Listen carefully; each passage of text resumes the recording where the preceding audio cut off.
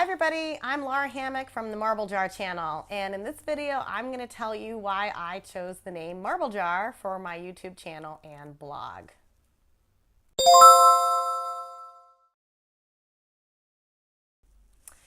If you've seen my channel trailer, you'll know that my primary interest is in parenting in a world of constant internet access and using technology to help. But I also have a bunch of other curiosities, and I wanted to create a blog or a channel that wasn't super limited and also reflected some of the things that I felt were important. So I decided to name my blog Marble Jar, and today I'm going to share the 4 reasons why I picked that name. The first and most obvious reason is that it's super visual. In other words, when I say marble jar, it's almost impossible for you to not generate an image of a jar of colorful marbles in your mind. That visualization makes it easy to remember, and because marbles are usually multicolored, it's a fun, vibrant image to carry around in your head. Plus, it's really easy to spell for those of us who are spelling challenged. The second reason is that marble jars are used to change behavior. More specifically, they're used to reward good behavior. So if you look up marble jar on the internet, most of the sites that come up reference marble jars being used in classrooms or in families as a behavior modification tool.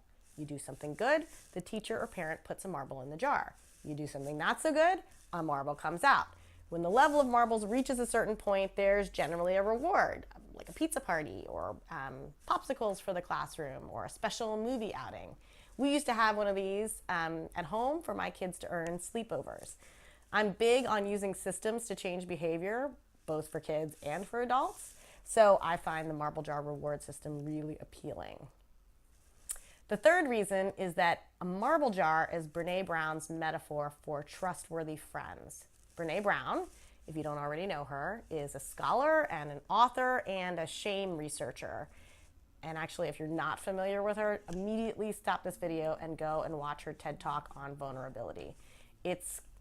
I consider it required listening for life. She tells a story about her daughter who shared an embarrassing story at school with some girls whom she thought she could trust. Those girls then blabbed her story to the whole class, and she felt ashamed and laughed at. And she wondered how she could trust anyone again. So Brené Brown told her daughter that friends are like marble jars. You fill up the jar, one marble at a time, with good deeds, acts of friendship, and real listening. Sometimes people will shock or betray you, and they will spill all of their marbles out on the ground.